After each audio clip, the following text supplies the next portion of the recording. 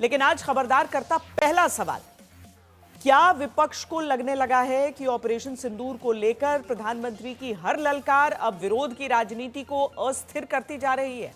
क्या विपक्ष को लगता है कि ऑपरेशन सिंदूर से नरेंद्र मोदी को राष्ट्रवाद की राजनीति का वो लाभ होगा जितना 6 साल पहले बालाकोट स्ट्राइक के बाद भी नहीं हुआ था?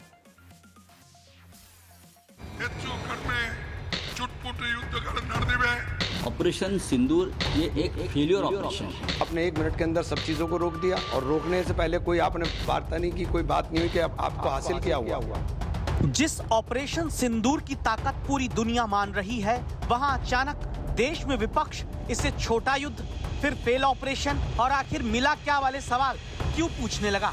क्या विपक्ष को भारत में लग रहा है कि ऑपरेशन सिंदूर के बाद नरेंद्र मोदी को देश में वही मजबूती फिर से मिलने जा रही है जैसे ऑपरेशन बालाकोट के बाद मिली?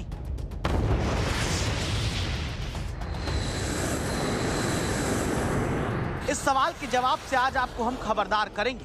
पाकिस्तान के आतंक के खिलाफ ऑपरेशन सिंदूर के 20 दिन के भीतर प्रधानमंत्री अब तक 6 बार सार्वजनिक संबोधन कर चुके हैं। क्या इसमें कोई संदेश छिपा है? इसे समझना है तो आपको 6 संबोधन की मुख्य बात सुनाते हैं। आतंकियों ने हमारी बहनों का सिंदूर उजाड़ा था, इसलिए भारत ने आतंक के ये हेडक्वार्टर्स उजाड़ दिए। हम घर में घुसकर मारेंगे और बचने का एक मौका तक नहीं देंगे। अब तो मोदी की नसों में लहू नहीं, गरम सिंदूर बह रहा है। आतंकवादियों ने जो कुछ किया,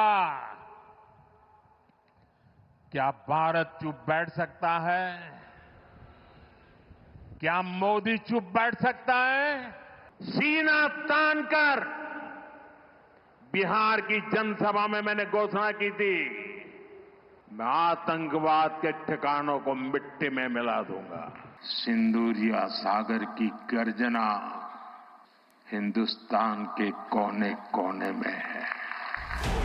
नरेंद्र मोदी जो कह रहे हैं और रोड शो में जो नजर आ रहा है, उसे देखकर आपको तस्वीर और साफ होगी। जहां बीजेपी का झंडा नहीं, राष्ट्रीय ध्वज तिरंगा लेकर चारों तरफ लोग दिखते हैं। जहां प्रधानमंत्री का स्वागत किया जाता है, उन पर फूल बरसाया जाता है। जहां सेना को पूरी ताकत के साथ वार की छूट के लिए प्रधानमंत्री का धन्यवाद किया जाता है। और अब इस पोस्टर पर गौर करिए, जहां प्रधानमंत्री को ही देश का रक्षा कवच मानते हुए पोस्टर लेकर लोग पहुंचे हैं।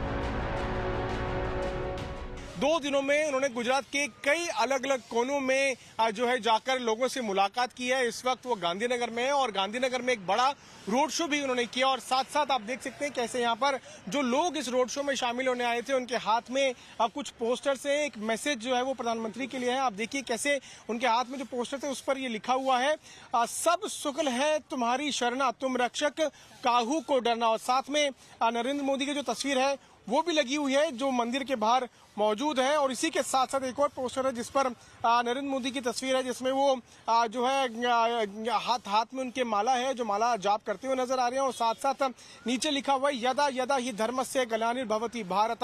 तो ये 2 जो है हिंदू ग्रंथों के श्लोक हैं। ये श्लोक तुम रक्षक काहू को डरना, ये हनुमान चालीसा से लिया हुआ है और ये गीता से लिया हुआ है। इतने कम टाइम में वो जस्टिस दिलाना it's just next to impossible है, जो उन्होंने कर दिखाया है। तो बिल्कुल 100% न्याय मिला है। जिस तरह से ऑपरेशन सिंदूर से मोदी जी ने उनका आंसर दिया है, तो हमें ये लग रहा है कि यदा यदा ही धर्मस्य ग्लानिर्भवति, ये श्लोक वो यथार्थ कर रहे हैं। आप है तो हम है, तुम रक्षक काहू को डरना, दैट्स इट।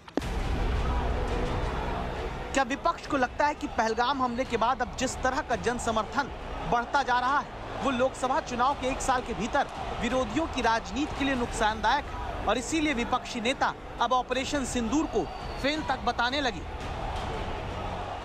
ऑपरेशन सिंदूर ये एक फेलियर ऑपरेशन है सबसे पहले, लेकिन in the interest of nation हम अपोजिशन वाले उसके ऊपर ज़्यादा बात नहीं करना चाहते। गांव के में जो सिंदूर उजड़े हैं, क्या उन आतंकियों को आप लेकर आए हो? क्या सीज फायर में वो आतंकियों को लाने की शर्त रखी है?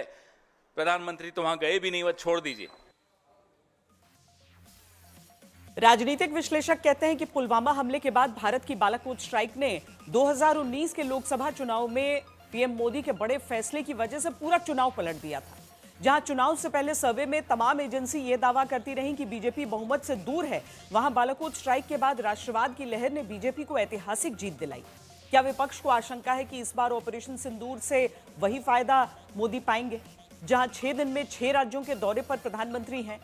26 और 27 मई को गुजरात दौरे के बाद सिक्किम, पश्चिम बंगाल, उत्तर प्रदेश, बिहार और मध्य प्रदेश जाएंगे।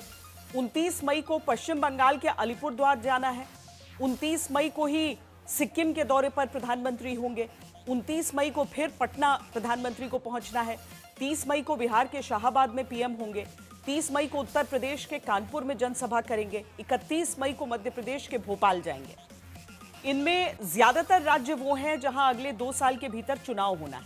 और अगर 2 साल में देश में होने वाले राज्यों के चुनाव को देखें तो 2025 में बिहार में चुनाव होना है।